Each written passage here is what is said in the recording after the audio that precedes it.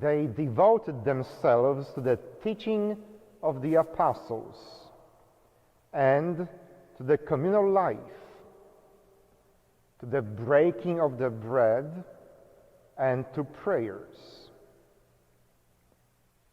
They had all things in common. They would sell their property and possessions and divide them among all according to each one's need. Every day they devoted themselves to meeting together in the temple and to breaking bread in their homes. If there is an ideal of the church, it is found in these words from the 2nd chapter of the Acts of the Apostles. It simply looks and sounds too good to be true. And let's face it, I think that Luke, when he was composing these words, was doing more of a wishful thinking than describing a situation that really happened. How do I know that Luke is stretching the truth in this passage?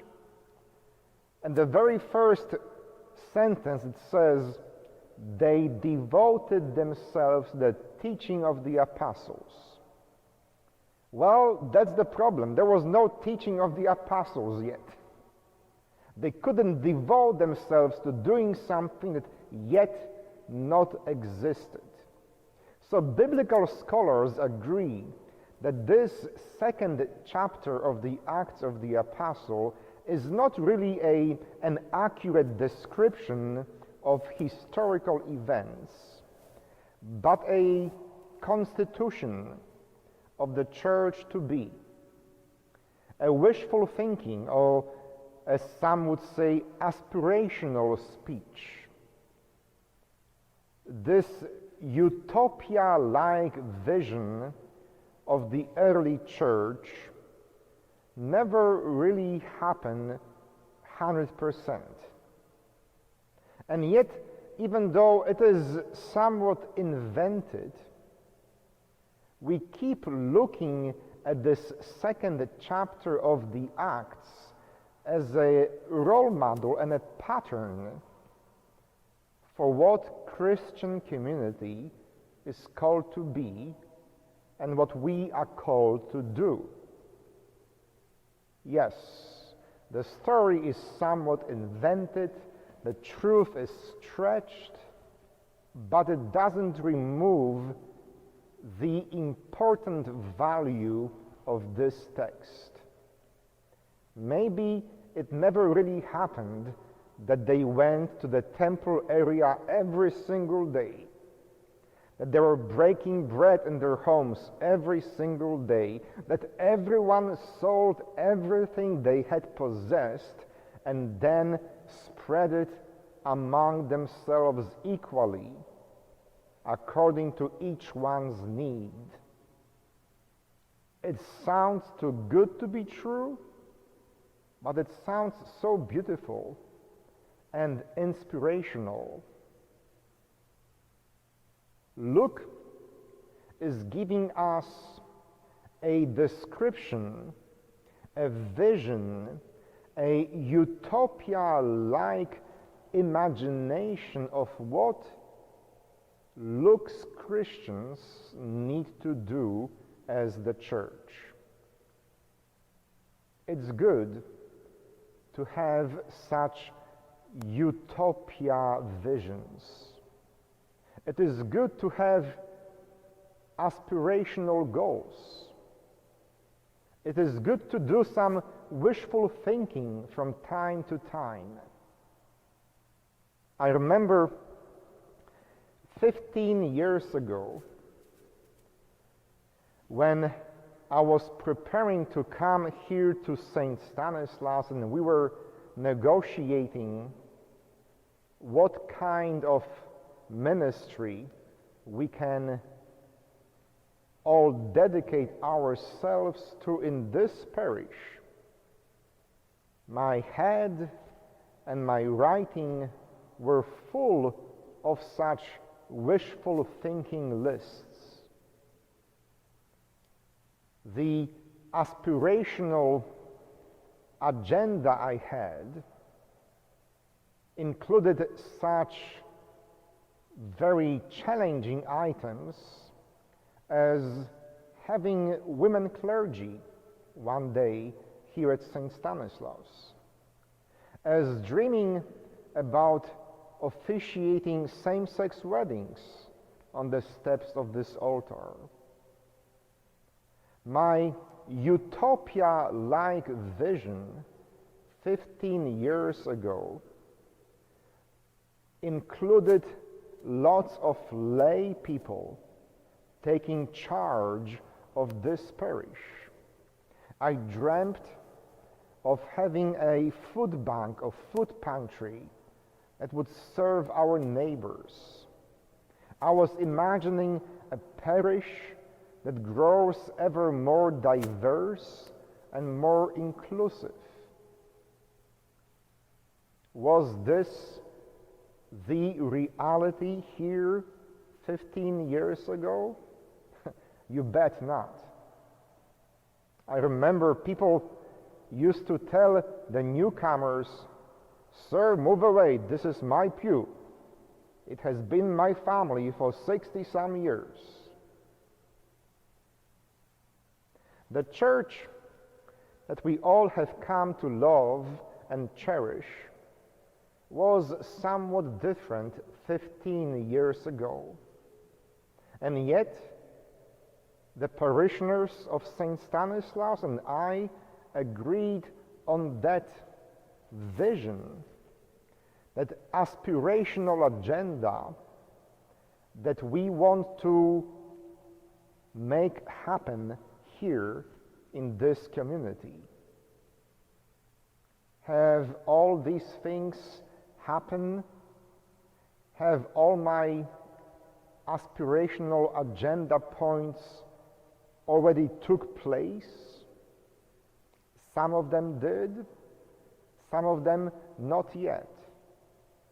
But it doesn't make this wishful thinking from 15 years ago less important or less valid. For me, it is still a vision I try to implement every day. Like the story from the Acts of the Apostles, it is not description of what is happening, but it is a vision what can and should be happening in our midst. Of course, at this time when most of us are locked at homes, as we live in a pandemic reality, we wonder, how can we even think or talk about this aspirational vision when we have to stay home?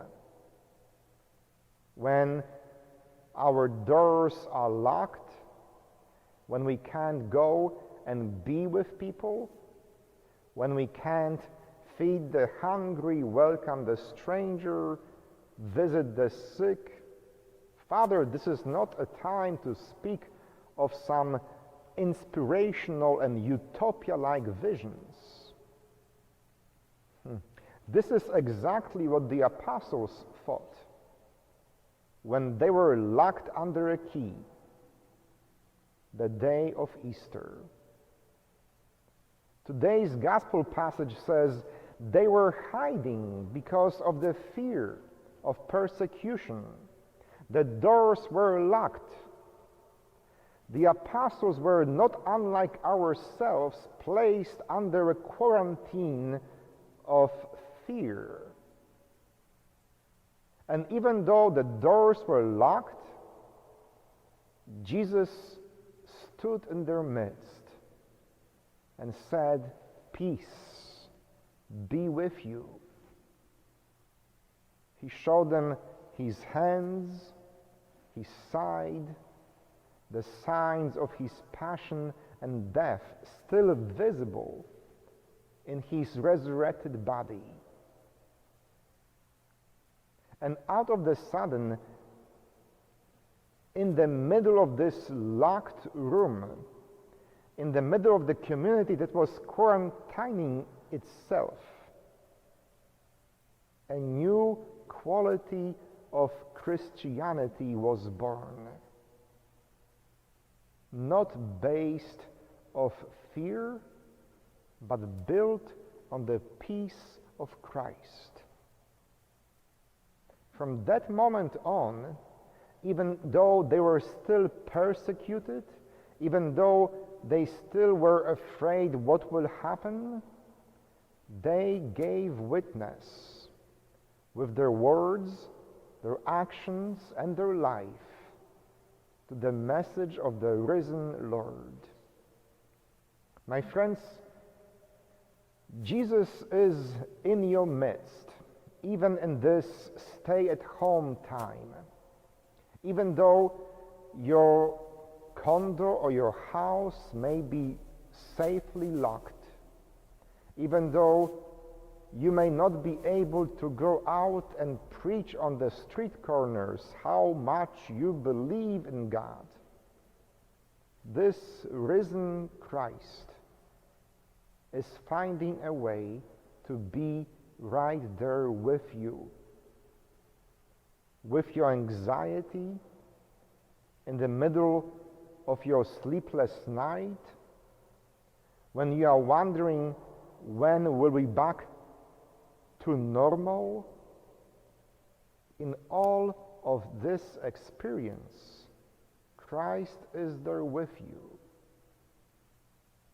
And he puts in your heart this aspirational vision of what the church should be, of what your life as a believer is called to reflect.